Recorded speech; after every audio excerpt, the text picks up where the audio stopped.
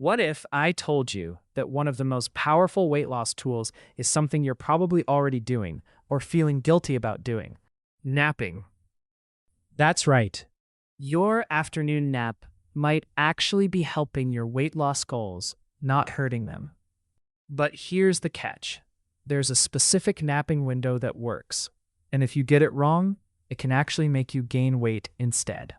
By the end of this video, I'll show you exactly how to nap for weight loss, including the precise nap length that scientists say works best. But first, let me tell you about something that happened to me last summer. I had a friend named Jamie, a teacher, super active, counted every calorie. Jamie was doing everything right, but couldn't lose those last 10 pounds. One summer, Jamie started taking daily naps during the school break, expecting to feel lazy and sluggish. Instead, something unexpected happened. Jamie lost 8 pounds over the summer, without changing diet or exercise. Was it the naps? Was it something else? I'll tell you exactly what was going on after we cover the science. Here's something most people don't realize. Your body doesn't treat sleep deprivation and hunger as two separate things. To your brain, being tired and being hungry feel almost identical. When you're sleep deprived, your brain releases more ghrelin, that's your hunger hormone, and less leptin, which is your fullness hormone.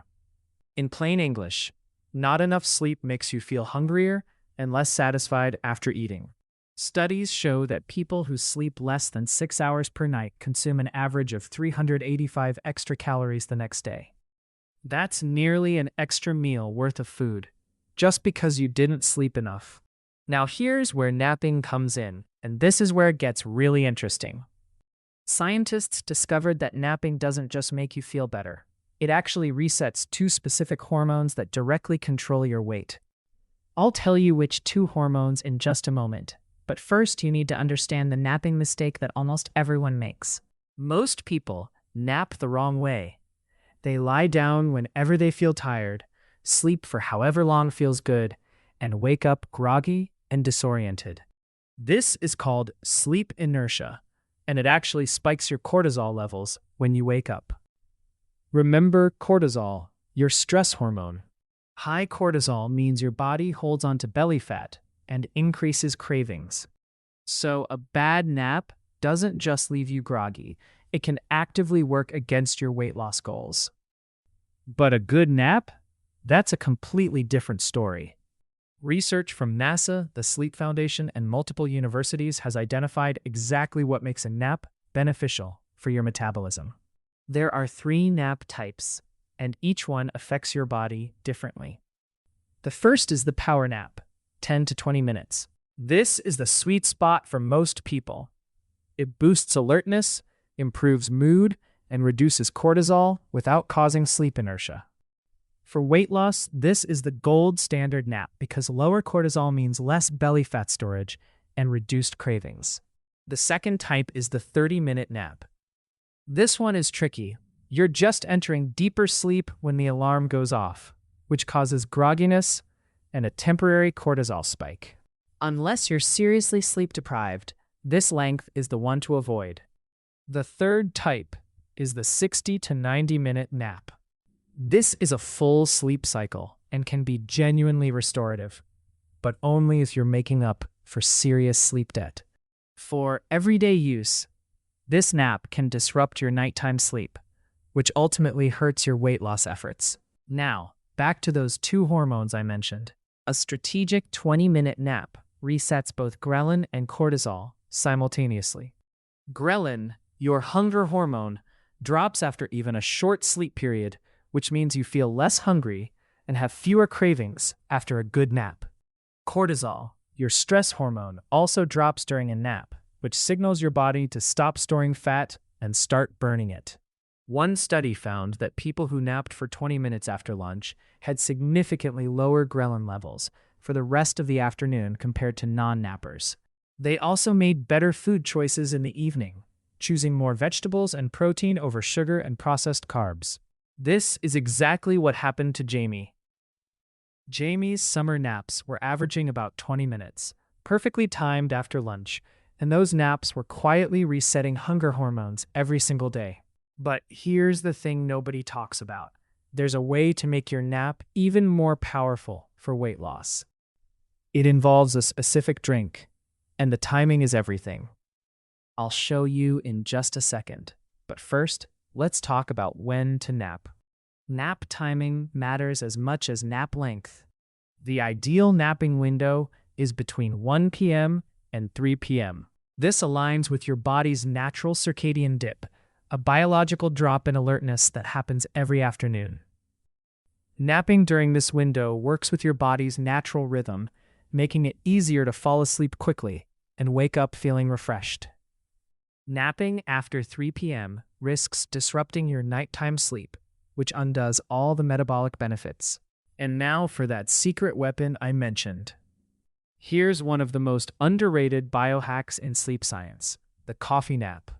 Right before your 20-minute nap, drink 1 cup of coffee or a shot of espresso, then immediately lie down and sleep. Caffeine takes about 20 to 25 minutes to be absorbed into your bloodstream. So when you wake up from your nap, the caffeine kicks in just as your sleep inertia is clearing, giving you a double boost of energy and alertness. But for weight loss, the benefit goes further. The combination of lowered cortisol from the nap and the metabolism-boosting effect of caffeine creates a window of enhanced fat burning.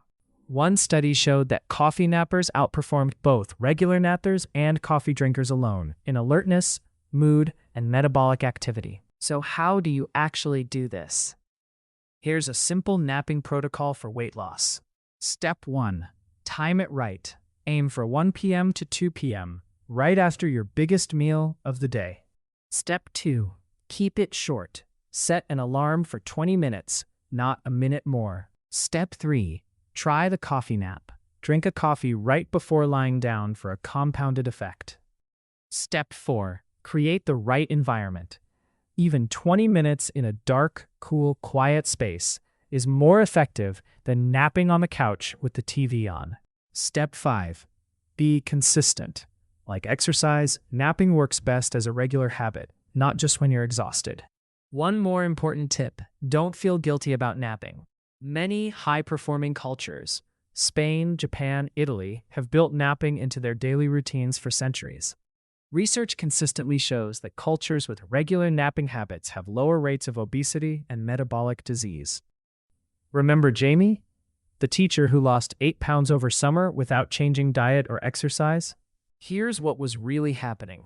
Those daily naps were resetting ghrelin and cortisol every single afternoon.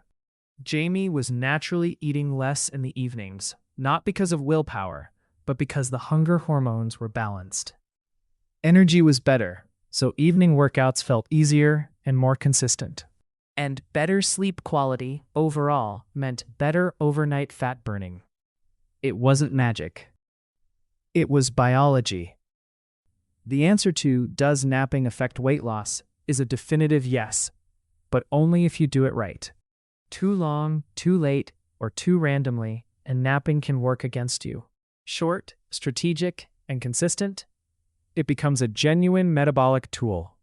If you found this helpful, hit that like button and subscribe. Drop a comment below. Are you a napper, or do you power through the afternoon slump? I'd love to know your experience. Thanks for watching, and I'll see you in the next one.